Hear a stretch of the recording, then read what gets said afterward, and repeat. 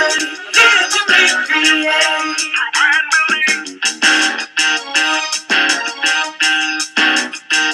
The Akia Garnett Show will inspire and empower you, giving you the tools to build your brand.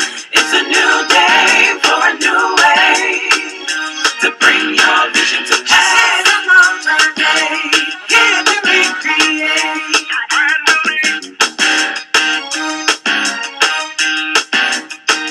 The Akia Garnett Show, teaching strategies that you need, empowering you to succeed. She has a plan to help build your brand. Oh yeah, if you wanna go far, she'll take you from where you are. She's here to motivate, here to recreate. The Akia Garnett Show, inspiration, motivation. The Akia Garnett Show, recreation, reformation. The Akia Garnett Show, dedication, expectation. The Akia Garnett Show.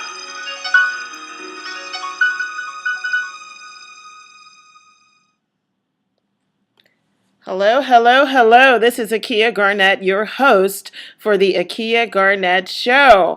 And I am so excited, yes, I am again, to be with you today, this week, because we're going to be talking about this topic, which is called going from mediocre to magnificent. It's time to kick Fannie in your business. And, I'm so glad that I was able to come up with this topic with my guest, because I know for sure that this is where many small business owners and entrepreneurs operate. And it's not that, I think that many small business owners and entrepreneurs operate at a very basic level, but I know for sure that most of us each day are just trying to finish the day's tasks. And so when we just work in the motions of business and we're going from deliverable to deliverable, from product output to product output, from talking to one customer to getting one new customer, we can get caught up in what it's called being mediocre. And that's not a bad thing, but it's not the best thing. The best thing is to work in a space of magnificence where we're doing more than just meeting our budget. We're doing more than just completing the day's tasks, but we're completing them with excellence and excitement. And we're looking forward to looking at our mission and our vision and understanding exactly how we're operating in both.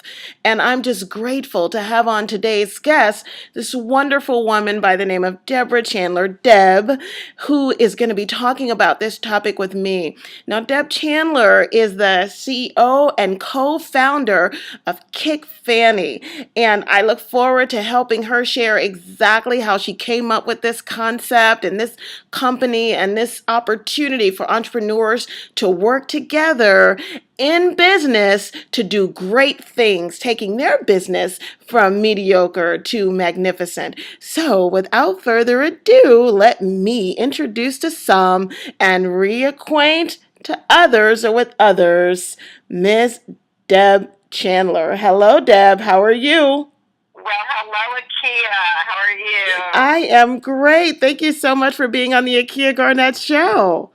I'm very excited to be here with you. I love interacting with you because the two of us come up with some great ideas that can really help the small business owner.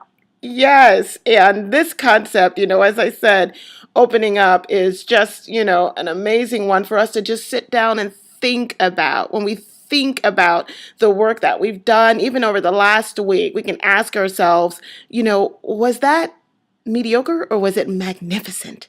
Was I operating in a place of just getting it done or going through the motions or working my heart out through those business hours?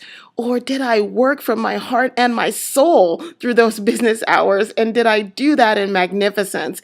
And, 365 days a year, entrepreneurs and small business owners, we are on the clock in some kind of way.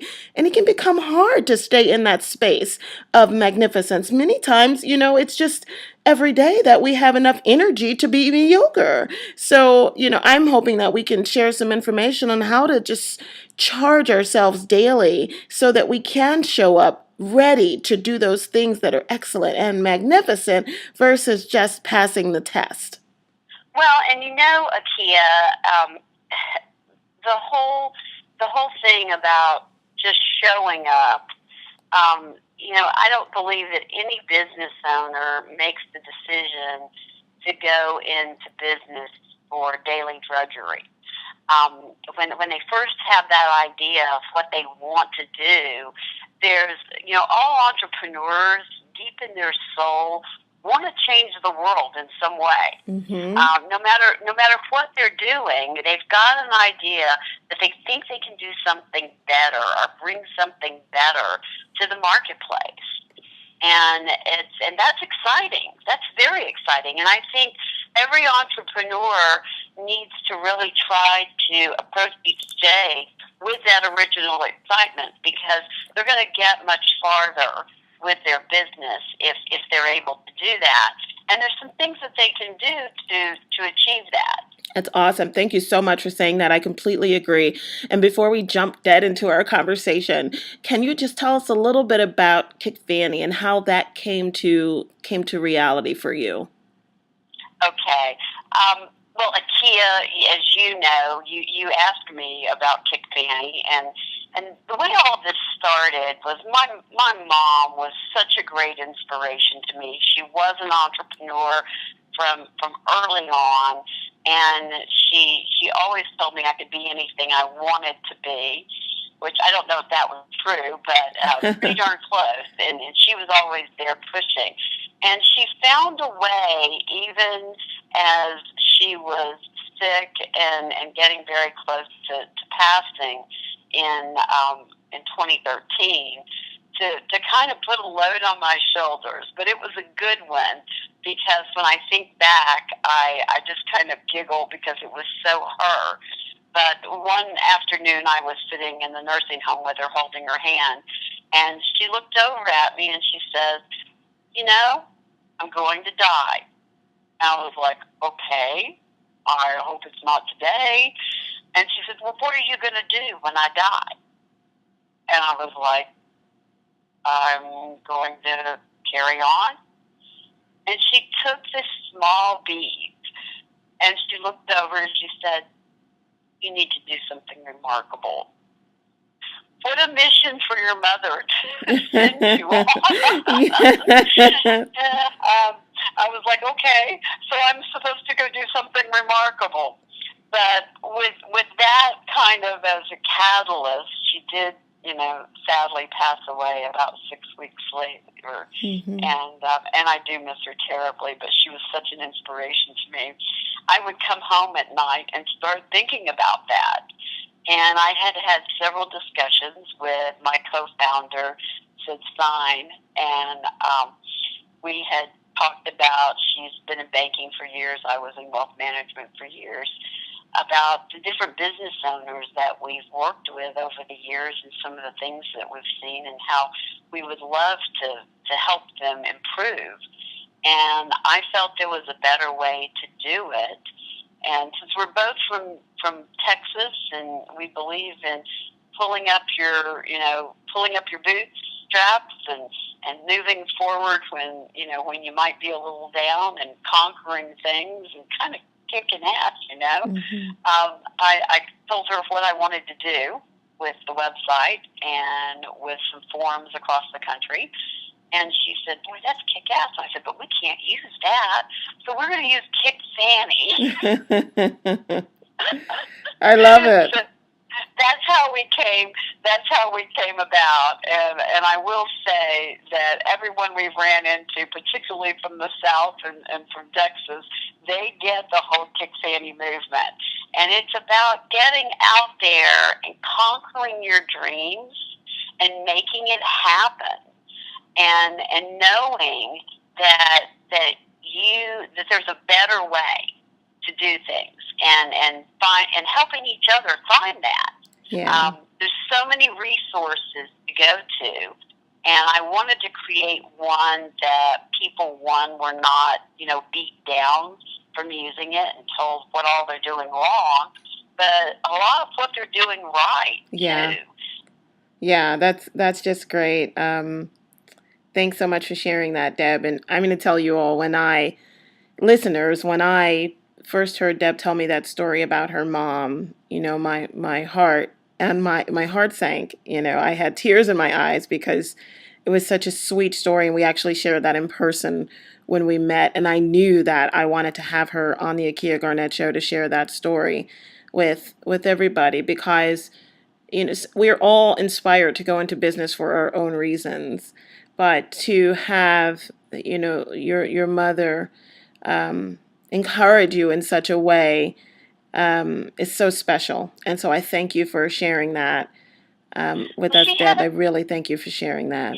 You're welcome. And I have to tell you, you were one of the first people that I had actually told that story to out in the public. And you were so, the way you asked me that day about how I came about KickFannie, and I was like, do you really want to know? And you're like, yeah. So it was kind of hard for me to tell too. And now I realize that actually the story of how I came about this is almost as important as what I'm doing, because my mom was truly fearless as a businesswoman, and she was born in the 30s, right off the back of the Depression, and back then, if you wanted to be something other than a housewife, you were a teacher or a nurse when you went to college, and that's not what she wanted to be. And she raised 4 children as a single mom, and did a great job with us. And again, the word that comes to mind is fearless. And I think, I believe that entrepreneurs have to be fearless when they're going out and creating a business, because they are putting so much of themselves on the line to create the business, and they have this idea, and they want to bring something to the marketplace. But there's also deeper reasons. I mean, sometimes we are motivated, like myself, because my mom said go do something remarkable. And it's not that I hadn't thought about doing something like KickFannie before. I needed a catalyst. Yeah. He was kind of my catalyst to get that done. And that's the way a lot of entrepreneurs start, is they start with that want to change something. And then what quickly happens, and I know that you so understand this because you work with business owners in the marketing and branding segment of their business, is they get into it and they forget things like customer service, how they're going to deliver product.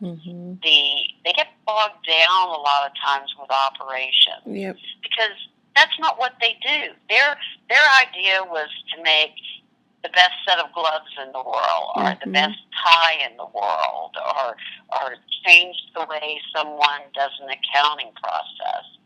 It wasn't dealing with all of the headaches that business brings. Yes.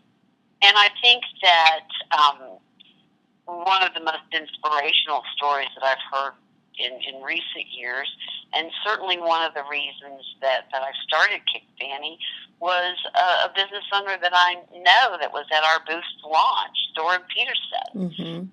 And you heard the story of Doran at the launch. She had started her company, Sticky Fingers Sweets and Eats, with a business partner. And they went 5 years together growing the business. And then her business partner decided that that wasn't what she wanted to do. And it was interesting because I had met that partner, and I could tell that she wasn't loving what she was doing. She was going through the motions of being in that business. Yes. And I asked her, I said, what's your end game here? And she goes, I just don't really like this business. And I said, well, what do you want to do? Because I think all of us, life's a lot easier if you're doing what you really want to do. Mm-hmm. Can we all say yes to that? Hey, if you're looking for the amen section of the choir, you got it. Amen. Amen. And if you're gonna work a lot more hours. Yep. You're gonna fly. You're gonna put your cape on and fly over those obstacles. If Yep. you're loving what you're doing. Yeah. If you're not liking what you're doing, it's a drag on you. It's very difficult. Yeah, it's like somebody's got a rope pulling you back. Well, it turns out she was a singer. And she went to California, to Vegas, and she's traveling all over the world now, singing, with a band and doing fantastic. So walking out of that business and leaving Doran as the CEO of that company and the person that loved it and wanted to be there, and it was her dream, and moving forward to it, allowed Doran to then go do things like Cupcake Wars 3 times and winning it twice, and moving to a new location and doubling her space and doubling the amount of employees she was able to bring. And then she had the D.C. government, and they weren't out together by any means, so nobody think I'm saying the D.C. government was out to get small business, but that really wasn't the case. But sometimes in your planning to get things like sidewalks and stuff done, things happen. And one of the things that happened to her was they tore the entire sidewalk up in front of her business, and she went to come into the business one morning and couldn't get in. Mm-hmm. And of course, if the owner can't get in, it's a little hard for your customers to get in. Mm-hmm. And those are the kinds of major wrenches that small business owners face. Yeah. And unfortunately, the business to the right of her and to the left of her actually went out of business. And she survived. Wow. So you kind of have to ask yourself, what was it? What were the qualities that she had to survive? And here's where I think every small business owner out there listening to us today, and again say amen, is when you own a small business and your heart and soul and all of your sweat and your money are tied up into it, you're a fighter. Mm-hmm. You're not going to give up. You are going to ride it, and you're going to ride it good or bad. And the thing that you and I want to get across is, if you're going through something like this, who do you turn to? Mm-hmm. Do you take it all on yourself? Do you try to do it yourself? And I say no, you do not. Yeah. And you have... Mm-hmm. Go ahead. And you can't, you can't take it all on yourself, because then if you do, then, the business suffers. When we try to wear all of the hats in the business, instead of the hat that we're really, really wonderful at wearing, then it does suffer. And when we first start out, say we're solopreneurs, we're operating from our garage or basement or office at home, and we're doing 1 or 2 projects, and we're trying to test the waters to determine if we have the chops in this area of business, then of course we're wearing all of the hats. We're not at a place where we can hire people. We don't even know what to hire people for. We haven't even documented anything. All we know is we have a gift or talent and we want to sell it. But as you begin to grow that business and you have a formal business plan and you've got a formal shingle hanging out with your brand and so forth, then, you really can't wear all of the hats and do it successfully. Plus, deliver a stellar product or service that's going to have people coming back for more and more. And in order to do all of those things, then, we really want to try to find a way to speak to ourselves first. And then, and so that voice that Deborah's talking about regarding looking, who are you going to talk to? The first person is yourself. The first person, the first person is yourself. Yeah. You have to, as entrepreneurs, we have to ask ourselves the tough questions, because what happens a lot of times is a thing I like to call the smartest guy in the room syndrome. And, we think we know everything, and we truly, what gives you power is knowing that you don't know everything. Mm-hmm. And when you don't know something, it is about doing a couple of things. One is finding a mentor, finding someone that's been there, that has done this, maybe not exactly what you're doing, but if they've got good, solid business experience, that's the person for you to partner with. And I'm not saying partner with by giving them half of your company. I'm saying partner with to help you grow and to help you get over whatever hump that that you're facing. And because of that, you can't, as an entrepreneur, you can't isolate yourself. When you do that, you're making a big, big mistake. Mm-hmm. And by that I mean you need to be involved with business networks. You need to be involved with other business people. You'd be amazed, particularly if you're starting out, and if you've been in business for a while, you know this is true. Other business owners don't mind helping you. Mm-hmm. You just have to ask. Yeah. And a lot of times it's like, well, how did you do this? Or what was the biggest obstacle you ever faced? And I will say things like when Doran went through the thing with the sidewalk, I mean, she got on the phone and she was like, help. Mm-hmm, mm-hmm, mm-hmm, mm-hmm. And because she was a fighter and knew there was a bigger picture there, she was able to get in touch with the right people through the network that she had built to help get her through that transition period. Yeah, which was rough. And some small business owners or entrepreneurs, some people don't even consider themselves to be small business owners if they're operating in a solopreneur fashion. But if you're running a business, big or small, and it's less than whatever the government standards are for your particular industry, then you're a small business owner.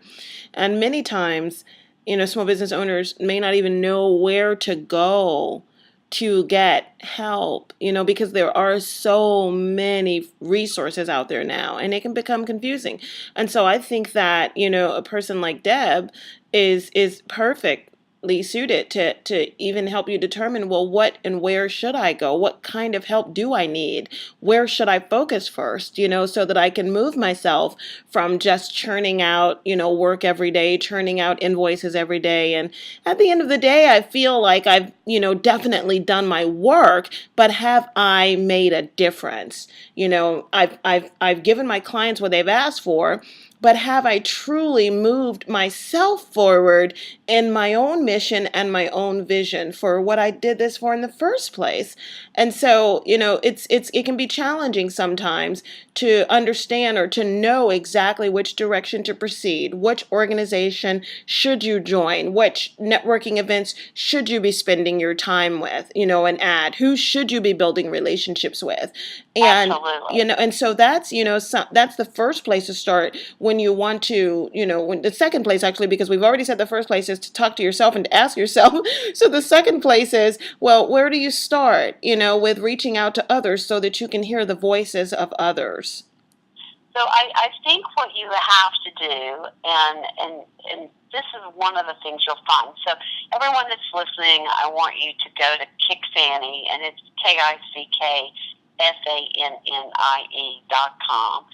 The site does not cost you a penny to use if you're a business owner. You're going to get articles on operations and sales and marketing, on steps to go through if you're trying to raise capital for your company. So each week as we grow, as KickFannie evolves, you're going to start seeing more and more information that you're going to be able to go in and tap and use for your business that will cost you nothing to be able to use that. There are debt calculators and all kinds of things that are tools that you can access and use.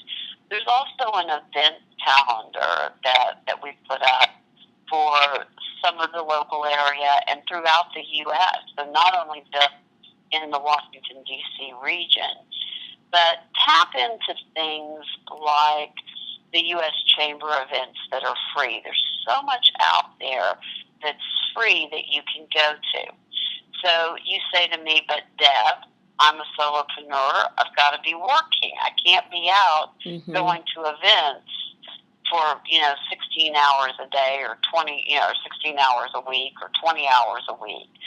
But what you can do is find one event a week to go to.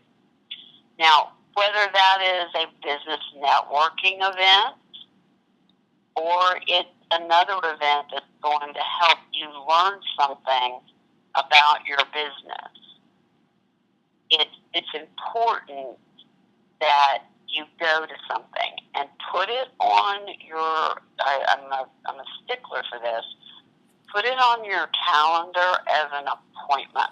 Yeah. Put it on your calendar as an appointment. I love it. You're gonna make that appointment because that's gonna be of value to you. Particularly if you're in a large urban area like we are, we have access to so many things that are so valuable for business owners. Even the Small Business Administration runs meetings and stuff that cost nothing for the small business owner to go to. The Women's Center has events that are very inexpensive or cost nothing to go to. And it's about hooking into other networks with other business owners, whether it's a chamber of commerce or whether it's one of the things that I did was I started my own networking group about 12 years ago. So I went around and I was going to different networking groups, and they would go for a while and they would work, which that'll get me off on a whole other tangent. But I didn't like the way networking groups in general ran, and I wanted something that was, that really I felt would work for me and for the people in the group, because it's all about being able to do business and having each other's backs. I take it a little further than just going and passing out a business card. And so I started a group out in the Gainesville, Virginia area, and that group is going strong 12 years later. Wow. And we've got, those are people that I can go to with a business problem and say, guys, I want to throw this out. I've got a sticking point here. And I know that they're not going to stab me in the back. They're not trying to take my business away from me. All the bad stuff, that goes through your mind as a business owner. But they're there to help me, to give me feedback. And they give great ideas. And being able to get a group of business people together on, even if it's a bi-monthly basis or a monthly basis, sometimes it's harder if it's a weekly thing, but decide what's good for you. And if you can't find a group that you think works for you, make your own group. Yeah. And, find your own people. Yeah. And that many times your customers or your prospects are at those events as well. And so you want to be relevant. You want to know the same things that they know. You want to hear the same things that they hear, because those voices that they're hearing out there are shaping their perception in business today. And when you all have conversations, when you sit down for coffee or tea or whatever you're doing to communicate with one another, you want to be speaking the same language.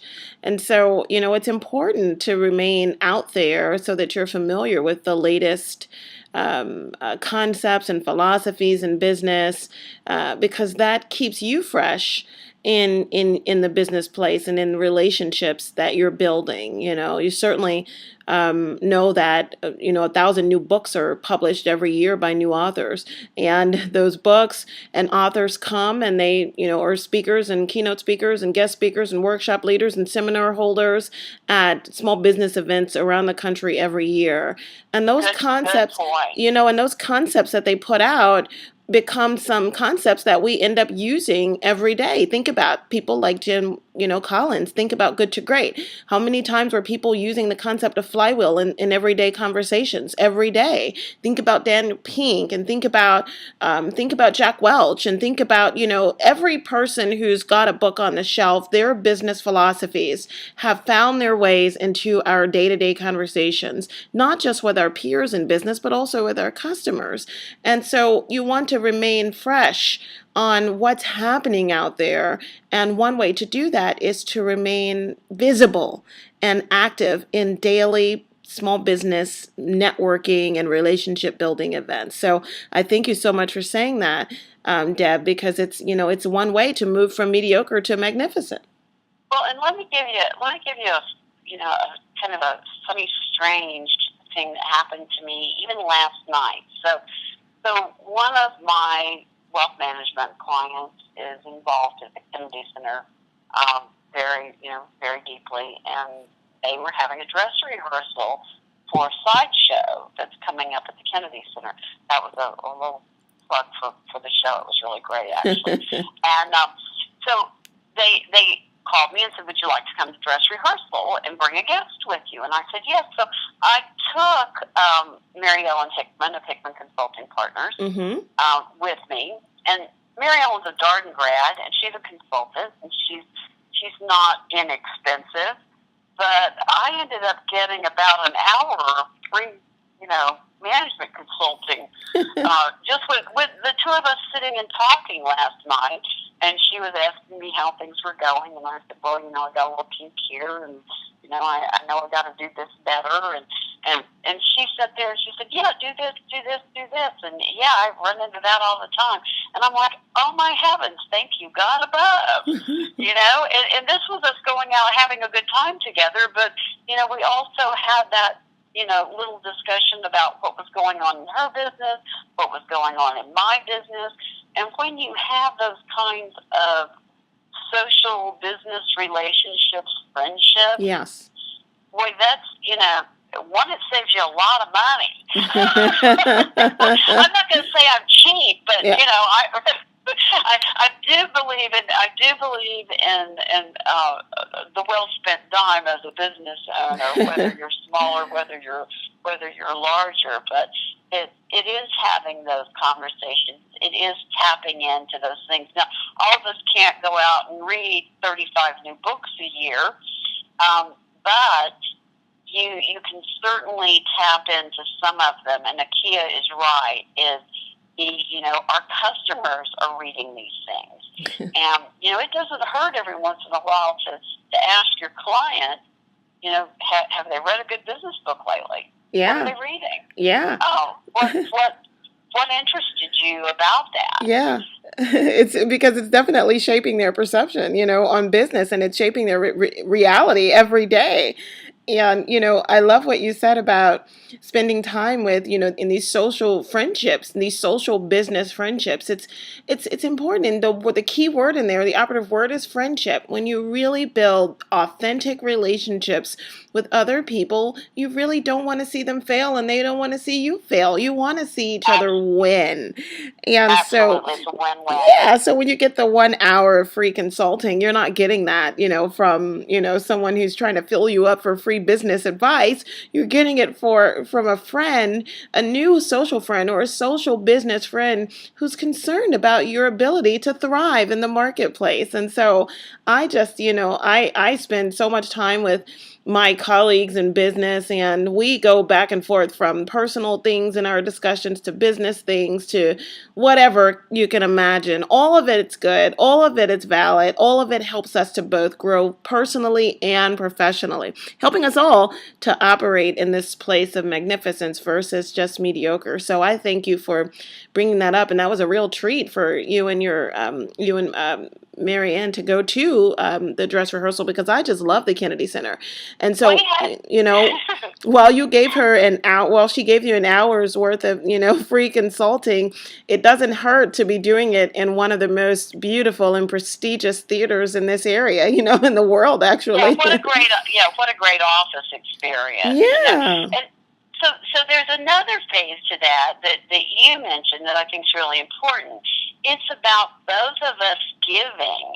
So even though I was, she was asking me what we were doing with KickFannie and some of the things, and she was sharing with me, she goes, I've been through that before, I've been through that recently, and I said, well, did you do this, this, and this? And she's like, no, but that's a good idea.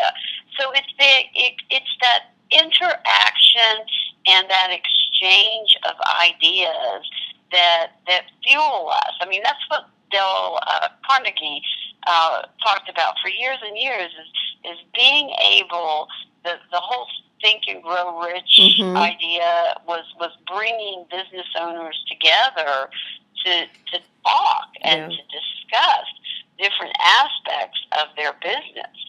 And you can do that on a one-to-one basis, or you can do it on a group of 5 or a group of 10. It's just being able to be open to that, and you will learn so much that will help you drive your business forward. And if you're in a phase where you're feeling that it's drudgery, knowing that sometimes you need to step back and look at the big picture and figure out what you need to tweak to move forward, to make it better, to go to magnificent. What I recently saw Ted Leonsis, who's a magnificent speaker. Sure. If you haven't had a chance to see him and you ever have an opportunity, go, because he's such a wise man, such a wise man. And he said something in a startup grind meeting a few months ago that was so true, is when we start a business, it's like birthing a child. We have an infant, and that baby's born when you open your doors, and it's growing. And some days are good days, some days are not so good days. Some days you've got a teenager on your hand that's out of control. Yeah. and thinks it knows everything. Yeah. and has no respect for mom or dad. Yeah. and then you have that business that grows into a mature business that is operating and running without too many hitches. But at every level there's growth and there's learning, and it's an evolving entity. It's a living, breathing organism. Yeah. And when you look at it that way, because it truly is. And someone told me that I was having a hiccup with my back-end technology a few weeks ago, and someone said, "Oh, the baby's really upset." Wow. Yeah, he's got colic today. Wow. What a metaphor. That's a great way to look at it. Yeah. Oh my. I love that. Anyway, I think that, finding that place where you're happy as a business owner, as an entrepreneur, is extremely important to being able for you to be able to overcome obstacles and not get dragged down. If you find yourself doing that, it's time to take a deep breath. And it's kind of like with everything else in life. you want to step back and look at what's happening. Yeah. And you've got to be brutally honest with yourself, because if you're not honest with yourself in these circumstances, it's going to be harder for you to be honest with someone else that you're trying to get help from. And I'm so glad you said that, Deb. And it's not just about, being brutally honest with yourselves. And we know as high achievers, if you're a high achiever and you're listening, you know that you can be your biggest and toughest critic. And so when we talk about being brutally honest with ourselves, it's not our own self personally, but it's our performance in business. Two different things. So it's, am I really, is my business thriving versus am I thriving? Is my business doing good enough versus am I good enough? And we're not talking about the questions on am I good enough? Am I thriving? But more so, what is the business doing? So making sure that you don't go down that rabbit hole of equating your self-worth with the thrivingness or the downfalliness, etc. of the business. Making sure that you understand that those are two different entities. You are yourself and your business is itself, and you are leading your business and in your business and working in your business, but the success or failure of your business does not equate the success or failure of yourself as a person. And when you're in business, when you're in business by yourself, you may not hear that enough from external voices that, you are still a great person if your business is struggling. If your baby is, as Deb said earlier, if the baby has colic, that doesn't mean you have colic. It doesn't. If your baby is struggling, it doesn't mean that you as a person are not able to meet whatever life's calling is ahead of you. So making sure that you always keep, those two entities in your mind separate, so that as you go through the ups and downs in business, that doesn't affect how you feel about yourself and your ability to do wonderful things in this world. Well, let's talk about, since we're kind of heading down this rabbit trail, let's talk about where failure actually can be a positive thing. And that's kind of scary to say to an audience. But even Steve Case, I was at the U.S. Chambers America's Small Business Summit last week, and Steve Case was one of the speakers, and he's just, again, phenomenal. Yes, he is. To listen to. And he started talking about some of the failures that AOL went through in the early days, and you're sitting there going, he was so successful, but, if you think back, there were some times when AOL had some kinks. And every business does. So he was saying, learn from those things. If you've got, and I'm not talking about the whole business failing, I'm talking about maybe, you had a marketing program that didn't work right. It's about reassessing what you did, what went wrong, and how to go back and tackle it from a different fresh standpoint. And again, being honest with yourself. So to bring that full circle, that thought full circle, is one of the big mistakes that I see business owners make is when they sit down with an advisor, whether it be their banker or someone that's working a marketing plan or a branding plan or a management plan for them, or even a fellow business owner that they've gone to. It's really hard to tell people what's really going on. And you've got to, if someone's going to help you, you need to put it all out there on the table. Yep. So that they can really help you. Because if they're only, if you go to a doctor and you've got a pain, and you tell the doctor you've got a pain, but you don't tell the doctor where that pain is, you're only giving them, 10% of the information. And it's really hard for them to make a diagnosis of how to treat. And the same thing goes when you're trying to get yourself out of maybe a problem or a pickle or whatever you want to call it, a kink in the armor as you're moving forward and growing your business, you've got to be able to give that other individual that you're sharing with, that you're wanting to get help from, you've got to be able to give them the full picture of what's going on. And so that's what I say when you be honest with yourself. Also be honest with those people that you are wanting to work with. So if it's a mentor, you need to pick a mentor that you're comfortable with, that you can be open with. Not someone that you're threatened by in any way. And that's extremely, extremely important to help you move forward. Yeah.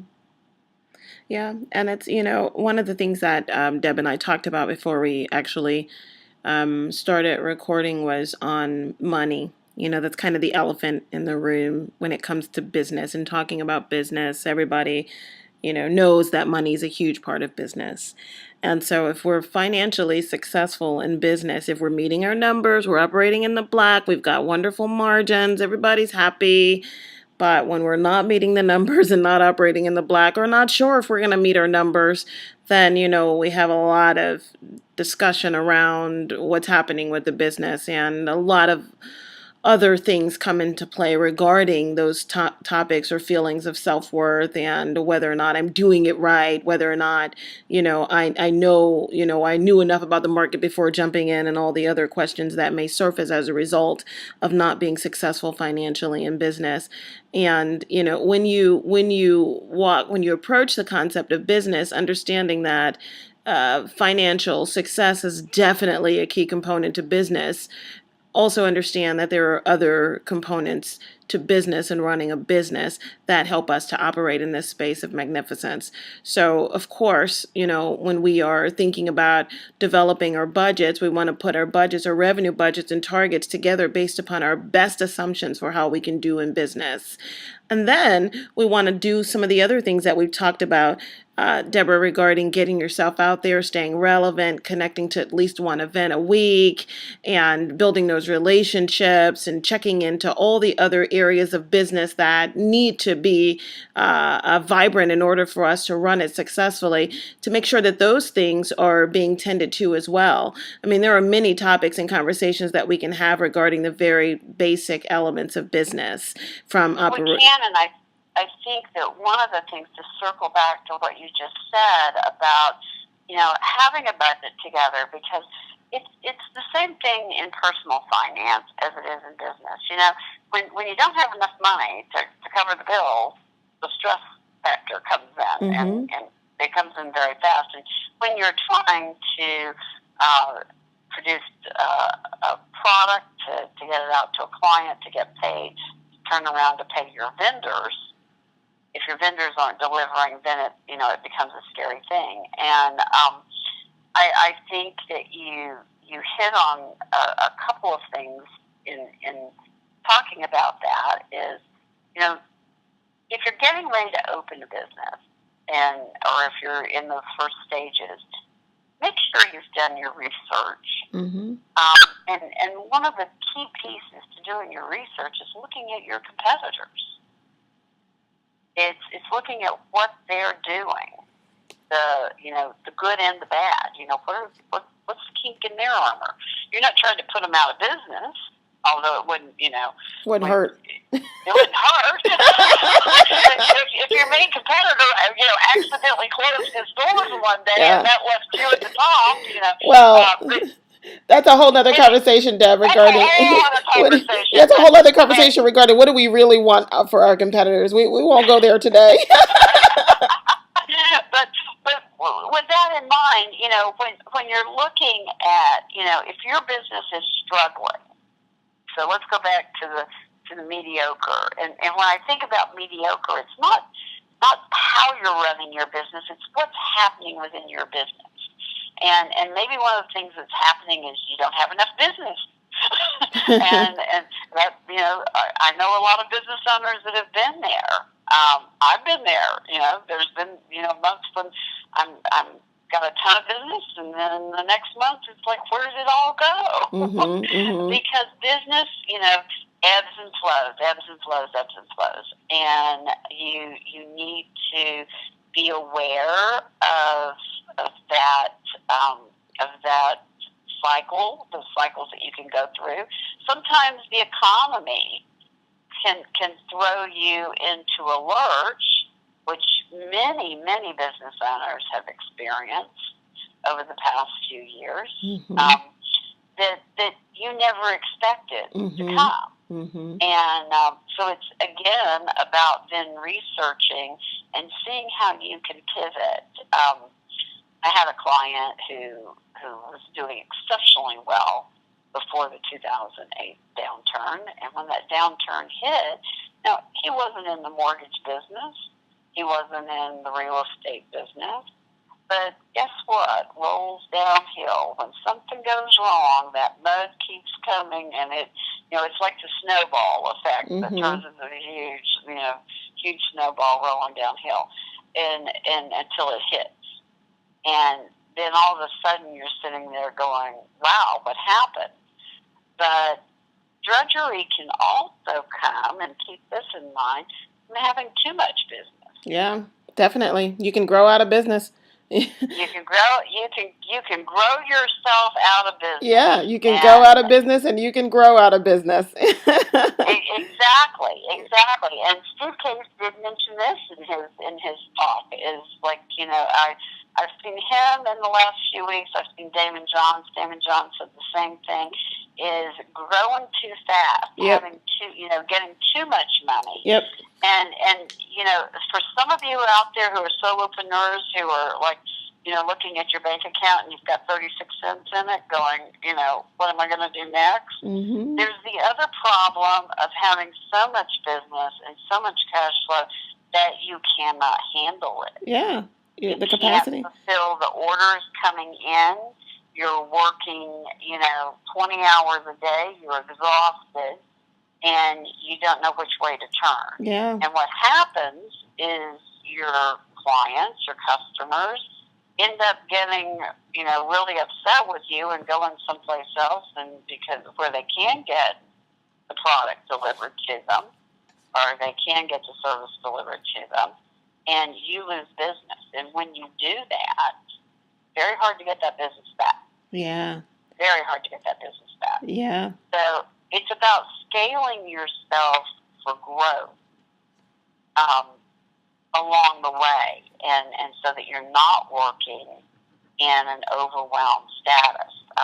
Where you don't want to be working from is everything's an emergency. That causes the drudgery, that causes the mediocre. When you're overwhelmed and you're trying to work so many hours that you can't put your product out there, chances are your product's going to not be the best.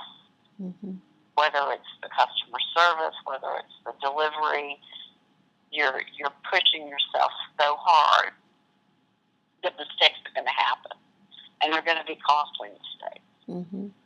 Yeah. And these costly mistakes, sometimes, as Deb just said, it may not be, where you can see them, the bottom line immediately. But when you've got brand deterioration happening, that is very costly. When you've impacted your brand in a negative way, when you've lost trust within your target audience and within your customer base, that can be very costly. And as Deb said, you may not ever recover from that with that particular target or client, and that, doesn't have to be that way. There are ways that we can prevent that. And one of those ways is being deliberate with, within our business every day, with how we put ourselves out there, how we budget ourselves, how do we show up, and how we articulate what it is that we're doing in business. So I thank you for that, Deb. And I want to ask you, Deb, to help people understand exactly how they can interact. Again, on KickFannie.com. We're running out of time here, but I want to give Deb enough time to talk about KickFannie again and to get people to hop on to your website and your network so that they can get the help that they need to move from mediocre to magnificent. Thank you. So So they can go to www.KickFannie, KickFannie.com. And you can go straight into the site. If you want to register, you can register. And I will send out a monthly recap. You're not going to get 40 emails in the mail. When I created this site, one of the things I wanted to do was anything that irritated me on the internet, I tried not to replicate it on KickFannie. Awesome. So if it bothered me, I figured it bothered other people too. How thoughtful of you. How thoughtful. Yeah, I thought that was a genius idea. When my advertising agency was out selling advertising, they said, well, let's do roving ads. And I'm like, let's not. Yeah, I don't want ads grabbing out at me. I don't think anybody else does either. So you can also follow us on Twitter at KickFannie, and you can follow us on Facebook at KickFannie. And I'm looking for interaction. One thing that's going to be very exciting. So come to the site often. And what you're going to see is in July, we're going to launch something called the Wrench. And I want the business owners that are coming to KickFannie to share what they're going through with us. So I've got really exciting featured contributors, and I'm going to try to twist Akia's arm, guys, and see if she will find a place, to hang a hat at KickFannie also, because she's got such great information and such great insight when it comes to business. So I've got great contributors, and you can submit questions to these contributors, and they're going to come back and start answering these. And so you can email us at Debra at KickFannie, Debra. And if you've got questions about sales and marketing, or you've got questions about operations, or if you've got a great story of how you overcame something that happened in your business, how valuable is that to other business owners? So let's start sharing some of the things that happened. Like Dawn's story about the sidewalk being torn up and her not being able to get into her business. How did she overcome that? And so if you've had things like that happen to you, I invite you to please get in touch with me and please share it. Be willing to share on KickFannie. If you've got a new company, we're going to be doing profiles on business owners. Again, contact me at Debra at KickFannie, and we will look at what you're doing. And if it's exciting, we're going to share it with the other business owners out there and give you a little exposure for your new company. Awesome. That's just great. Thank you so much, Deb Chandler, who is the CEO and co-founder for KickFannie. You can visit KickFannie.com to learn more about the network that she's building and the great tools and services and things that she has available for small business owners and entrepreneurs. I highly encourage you to go there. I was just recently at one of KickFannie's events. It was amazing, and I really learned a lot. I thank you so much, Deb, for being on the Akia Garnett Show. You all stay tuned to AkiaGarnett.com for information on upcoming show topics and guests. I'll promise to keep bringing to you the people who I know are making noise in the small business community and in their areas of expertise so that we can all together master our brands. And most importantly, as we said today, we can move from this place of mediocre to magnificence. Take care and remember to think big.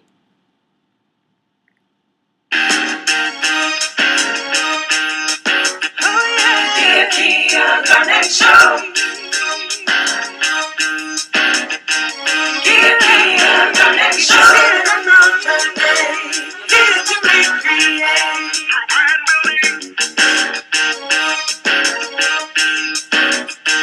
The Akia Garnett Show will inspire and empower you, giving you the tools to build your brand. It's a new day for a new way to bring your vision to pass. Another day, here to recreate.